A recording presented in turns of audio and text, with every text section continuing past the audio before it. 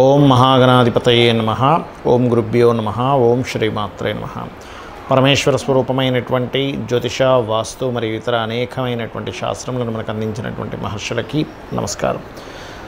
హయగ్రీవ హయగ్రీవ హయగ్రీవేతి యో వదేత్ తస్య నిస్సరతేవాణి జహ్నుకన్యా ప్రవాహవత్ అరుణాం కరుణాతరంగితాక్షీం ధృతపాశాంకుశపుష్పబాణచాపాం అనిమాదిభిరావృతాం మయూకైః అహమిత్యేవ విభావయే భవానీం. శ్రీమాత్రే నమః. ప్రేక్షకులకి ఆ లలితాంబిక అమ్మవారి యొక్క అనుగ్రహం పరిపూర్ణంగా కలగాలని మనస్ఫూర్తిగా కోరుకుంటూ మనం ఈరోజు చెప్పుకోబోయేటువంటి టాపిక్ ఏమిటి అంటే జూన్ 5, 6 తారీఖులు పర్టికులర్గా ఈ యొక్క 5 గ్రహాలు పర్టికులర్గా పంచగ్రహ కూటమి అంటారు. అంటే గురువు, శుక్రుడు, రవి, బుధ, చంద్రుడు. చంద్రుడు ఆ 5, 6 తారీఖులు వృషభంలో ఉన్నందుకు 5 గ్రహాలు అవుతున్నాయి. దాని తర్వాత 7వ తేదీ నుంచి చంద్రుడు ఎప్పుడైతే జరిగిపోతాడో 4 గ్రహాలు ఉంటాయి. అవి కొద్ది కాలం ఒక 10-12 రోజుల్లో మళ్ళీ అవి కూడా డిస్పస్ అంటే ఎక్కడికక్కడ అట్లా విడిపోవడం జరుగుతూ ఉంటుంది. 15వ తేదీకి రవి మారిపోవడము అలా మారడం అనేది జరుగుతుంది. అయితే ఈ పంచగ్రహ కూటమి జరగడం ఒక ఎత్తు అయితే కుజుడు తన ఓన్ హౌస్లోని, శని తన ఓన్ హౌస్లో ఉంటున్నారు. అయితే చాలామంది ఏంటంటే ఈ పంచగ్రహ కూటమి వల్ల ఏదో విపత్తు రాబోతుంది, పంచగ్రహ కూటమి వల్ల ఏదో జరుగుతుందేమో, 12 రాసుల వారికి అలా అవుతుంది ఇలా అవుతుంది అనుకుంటున్నారు. కానీ నేను చెప్పేది ఒకటే, ఇది పంచగ్రహ కూటమి వల్ల కాదు. ఏదైనా అంటే యుద్ధ సంబంధించినవి ఏవైనా సరే వచ్చినా కూడా మనకి ఈ సంవత్సరం మొదలవడమే క్రోధినామ సంవత్సరము అనేది, అంటే గొడవలు, క్రోధము, గొడవలు, ఒకరి మీద ఒక ద్వేషాలు, వీటి వల్ల సంభవిస్తున్నటువంటి అంశం. కాబట్టి ఇది సంవత్సరం, తెలుగు సంవత్సరంకి వచ్చినటువంటి నామముకున్నటువంటి సంబంధం ఒకటి. కుజుడు తన ఓన్ హౌస్లో ఉంటున్నాడు, ఫైరీ సైన్ అంటారు. అంటే గొడవలకి కారక స్థాన సంబంధంగా అక్కడ ఓన్ హౌస్లో ఉన్నాడు. శని తన ఓన్ హౌస్లో ఉండి శని యొక్క దృష్టి కుజుడి మీద ఉంది. అలా ఎప్పుడైతే శని యొక్క దృష్టి కుజుడి మీద ఉండి కుజుడు అలా ఉన్నాడో అది మెయిన్గా కారణమవుతూ ఉంటుంది.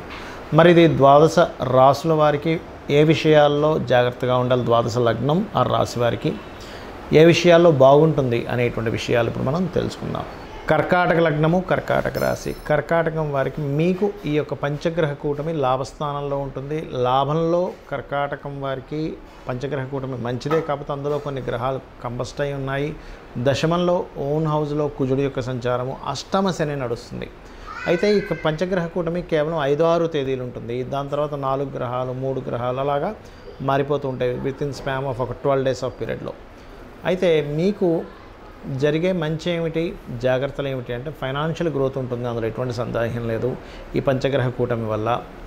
మరియు అదేవిధంగా లోన్స్ లభిస్తాయి. ఉద్యోగంలో ఒక మీకు తెలియకుండానే ఒక మంచి స్టేజ్కి వెళ్ళడం, విదేశీ సంబంధించిన ఏమైనా ఇట్లాంటివి కొన్ని అవకాశాలు రావడం అనేది ఉంది. మరి జాగ్రత్త ఏమిటి ఈ పంచగ్రహ కూటమి వల్ల అని చెప్పి చూసుకున్నట్లయితే పర్టికులర్గా ఈ కాంబినేషన్ ఏదైతే ఉందో ఇది కొద్దిగా మీకు లాభాలు అధికంగా వస్తాయనేటువంటి ఒక మిస్కాలిక్యులేషన్స్ వల్ల ఏదైనా ఒక ల్యాండ్ తీసుకునేటప్పుడు పర్టికులర్గా జాగ్రత్త వహించాలి. ల్యాండ్ కానీ, కన్స్ట్రక్షన్ అయినటువంటి గృహము కానీ, విదేశాలకు వెళ్ళి ఏదైనా ఇన్వెస్ట్మెంట్ చేసేటువంటి అంశాల్లో కానీ, మరియు అదేవిధంగా ఈ అంటే పెద్ద మొత్తంలో ఎవరికైనా మనీ ట్రాన్స్ఫర్ చేసేటువంటి అంశాల్లో కానీ పర్టికులర్గా జాగ్రత్తగా ఉండాలి. అంటే ఏదైనా ఒక గృహము, వాహనం కొనుగోలు చేస్తున్నాం, అది ఎంతవరకు బాగుంది ఏంటనేది. కాకపోతే మిగతా అంశాల్లో లాభంలో అధిక గ్రహాలు ఉన్నందుకు మిగతా అంశాల్లో కొంత లాభం అనేటువంటిది ఇస్తుంది, ఇవ్వదని కాదు. ఎందుకంటే ధనయోగం ఎట్లాగా ఉంది, ధనాధిపతి లాభంలో ఉన్నాడు కర్కాటకం వారికి ఆ పంచగ్రహ కూటమిలో. కాబట్టి అదంతా ఒక రకమైనటువంటి మంచి ఫలితాలు ఇస్తుంది అక్కడ, అందులో ఎటువంటి సందేహం లేదు. కాకపోతే ఇక్కడ ఎప్పుడైతే మీకు ఈ 12వ స్థానము అండ్ చతుర్థ స్థానము అంటే ఇన్వెస్ట్మెంట్స్, ప్రాపర్టీస్ మీద పెట్టేటువంటి విషయాల్లో ఒక్కసారి ఆ యొక్క ప్రాపర్టీస్ ఏదైనా లిటిగేషన్స్లో ఉన్నాయా, లేకపోతే డాక్యుమెంట్స్ సరిగా లేదా, పర్మిషన్ లేకుండా కట్టినటువంటి ప్రాపర్టీస్ని ఏమైనా తీసుకుంటున్నానా. ఎందుకంటే ఇక్కడ సూర్య భగవానుడు ఎప్పుడైతే చతుర్థాధిపతి అయినటువంటి శుక్రుడిని కంబస్ట్ చేస్తూ ఒకవైపు మౌఢ్యమి కూడా నడుస్తుందో ఈ యొక్క విషయాల పట్ల కాస్త జాగ్రత్తగా ఉండాలి. ఇక మీరు చేయవలసినటువంటి దేవతా ఆరాధన ముఖ్యంగా సుబ్రహ్మణ్యేశ్వర స్వామి ఆరాధన చేయండి. బికాజ్ ఆఫ్ సుబ్రహ్మణ్యేశ్వర స్వామి ఆరాధన, ఆంజనేయ స్వామి ఆరాధన, మీకు నడుస్తున్న అష్టమ శని యొక్క ప్రభావం కూడా దీని మూలంగా తగ్గుతుంది. గోవులకి క్యారెట్స్, బెల్లము తినిపించండి, అన్ని విధాలా బాగుంటుంది. మనకి ఈ పంచగ్రహ కూటమి కానివ్వండి, శని మరియు కుజుడు ఒకే రాశిలో ఉన్న అంటే తన స్వక్షేత్రాల్లో ఉండే వీక్షణ కానివ్వండి, ఇట్లాంటి వాటి వల్ల మనకి గోచారంలో అనేకమైన మార్పులు, అది ప్రజల మీద పడేటువంటి ఎఫెక్ట్ లేదా దేశాల మీద పడేటువంటి ఎఫెక్ట్ ఎలా ఉన్నా కూడా శాస్త్రం మనకేం చెప్తుంది అనేటువంటి చాలా ముఖ్యమైన అంశం. మనము గనక అమ్మవారిని నమ్ముకొని ఉన్నట్లయితే చంటి పిల్లవాడు తల్లి యొక్క ఒళ్ళో ఉన్నప్పుడు తల్లే పూర్తిగా ఎలా అయితే తను చూసుకుంటుందో యాజ్ ఇట్ ఈజ్ అదే విధంగా అమ్మవారు కూడా మనల్ని చూసుకుంటుంది. దానికి మనం ఏమీ కంగారు పడక్కర్లేదు. చిన్నపిల్లడు చూడండి, నాకు అమ్మ డ్రెస్ మారుస్తుందా లేదానో, ఈ టైంకి నాకు పాలు పెడుతుందా లేదా, లేకపోతే అన్నం తినిపిస్తుందా లేదా అని ఆలోచించాల్సిన పని లేదు. తల్లి సెల్ఫ్గా చూసుకుంటుంది. నిద్రపోతూ కూడా చిన్న శబ్దమైనా గబుక్కుని నిద్రలేస్తుంది. అలాగే అమ్మవారు కూడా మనం చూసుకుంటుంది. అయితే ఇక్కడ మనం చేయవలసింది ఏమిటి? ఎందుకంటే చాలామంది ఏమనండి, ఈ పంచగ్రహ కూటం వల్ల ఇలా అవుతుందేమో, ఫలానా ఇదైపోతుందేమో, నా జీవితం ఏమైపోతుందేమో చాలామంది నాకు మెసేజ్లు చేస్తున్నారు. నేను చెప్పేది ఒకటే, మీకు గనక ఎక్కువగా ప్రాబ్లమ్స్ ఉన్నాయి, మీరు ప్రాణాయామం చేస్తూ ఇలా లలితాసహస్రనామాస్ ప్లే చేసుకొని ఫస్ట్ కుడి నోస్ట్రల్ మూసి ఎడమ దాంతో లాక్కోవాలి. ఇప్పుడు లలితాసహస్రనామాలు యూట్యూబ్లో పెట్టుకొని శ్రీమాత, శ్రీ మహారాజ్ని, శ్రీమత్ సింహాసనేశ్వరి అయింది, లాక్కున్నారు, క్లోజ్ చేశారు. చిదగ్నికుండ సంభూత దేవకార్య సముద్యత అయిపోయింది. దాని తర్వాత వదులుతున్నారు మళ్ళీ. ఉద్యద్భాను సహస్రాభ చతుర్బాహు సమన్వితాయై నమః. అలా ఎప్పుడైతే తీసుకోవడం ఈ ప్రాణాయామం చేస్తారో, ఎవరైతే రెగ్యులర్గా లలితా సహస్రనామాలతో ప్రాణాయామం చేస్తారో వాళ్ళకి పొరపాటున కూడా గ్రహాల యొక్క ప్రభావం ఉండదు. దానివల్ల ఏమిటి, సర్పదోషాలు ఉన్నాయనో, లేకపోతే కాలసర్పదోషం ఉందనో, కాలసర్పదోషమే నిజంగా చెప్పాలంటే కాలానికి సంబంధం ఉంటుంది. కాలానికి, దేశానికి జరగబోయే విపత్తులకు సంబంధం, జన్మజాతకానికి సంబంధం లేదు. అదేవిధంగా సర్పదోషాలు ఉన్నాయనో, ఏలినాటి శని నడుస్తుందనా, అర్ధాష్టమి శని నడుస్తుందనా, లేకపోతే కంబస్ట్ యొక్క గ్రహాల సంబంధం ఉందనా, లేకపోతే బ్లాకుడు భాగ్య చక్ర అంటారు, అంటే భాగ్యం ఉంది కానీ అది ముందుకు రావట్లేదు అనుకునేటువంటివి ఏవైతే ఉంటాయో వీటన్నిటి విషయాల్లోని మీరు బయటపడతారు, గుర్తుపెట్టుకోండి. అయితే ఇందులో కొంతమందికి ఉద్యోగాలు ఉండవు. ఏమండి ఇవన్నీ కాదు, నాకు అసలు జాబ్ లేదు. నేను చెప్పేది ఒకటే, ఓం మాణిక్య మకుటాకార జానద్వయ విరాజితాయై నమః. ఇది ఎక్కువగా చేసుకోండి, జాబ్ మీకు ఖచ్చితంగా ఉంటుంది.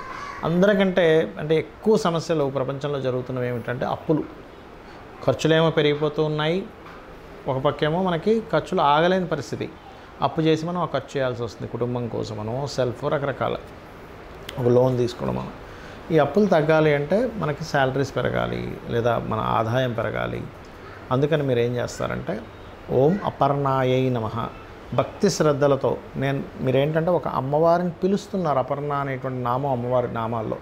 అలా పిలుస్తున్నప్పుడు ఆ నామంతో పిలిచేటప్పుడు అక్కడి నుంచి వచ్చే పరిస్థితి అలా ఉంటుంది.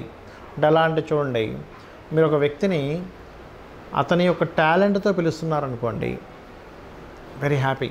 అలా కాకుండా అతనిలో ఉండేటువంటి ఒక లోపంతో పిలుస్తున్నారనుకోండి, అతను ఎట్లా అయితే అంటే మన మీద చూపించే రియాక్షన్ ఎలా ఉంటుందంటే అవతల వాళ్ళు ఏదో సంథింగ్ అతనిలో ఏదో లోపం ఉంది, రియాక్షన్ వేరుగా ఉంటుంది. అతన్ని కీర్తిస్తూ ఒక మాట చెప్పారు, రియాక్షన్ వేరుగా ఉంటుంది. అలాగే ఈ విశ్వం మొత్తం నిండి ఉన్నటువంటి అమ్మవారి నామాలన్నీ కూడా అమ్మవారి యొక్క శక్తిని ఆవిష్కరించేది, అమ్మవారి గురించి తెలిపేది. కాబట్టి అమ్మవారి యొక్క సహస్రనామాల్లో లలితా సహస్రనామాలు అంటారు. అందుకే సహస్ర రహస్యనామాలు. ఎందుకు రహస్యనామాలు అంటే అవి అపౌరుషములు, ఎవరో రచించినటువంటివి కాదు. ఒకటే గుర్తుపెట్టుకోండి, అవి వసిన్యాది వాగ్దేవతలు అమ్మవారిలో నుంచి తెల్లటి కిరణాలుగా బయటికి వచ్చినప్పుడు ఆ యొక్క నిండు సభలో చెప్పినటువంటివి. కాబట్టి ఓం అపర్ణాయ నమః అప్పులు తీరుస్తుంది. అదేవిధంగా ఓం సంపత్కరీ సమారూఢ సింధుర వ్రజ సేవితాయ నమః చేస్తూ ఉన్నాడు.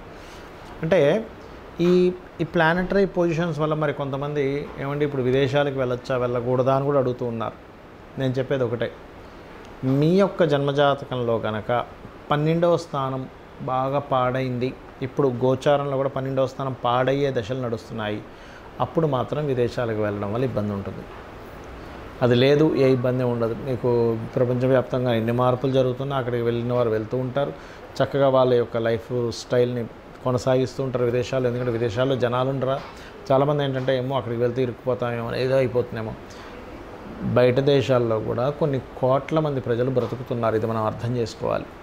అంతేగాని అక్కడికి వెళ్ళి ఏదో అయిపోతుందేమో, ఇక్కడికి వెళ్తే ఏదో అయిపోతుందో భయంలో బ్రతకకండి.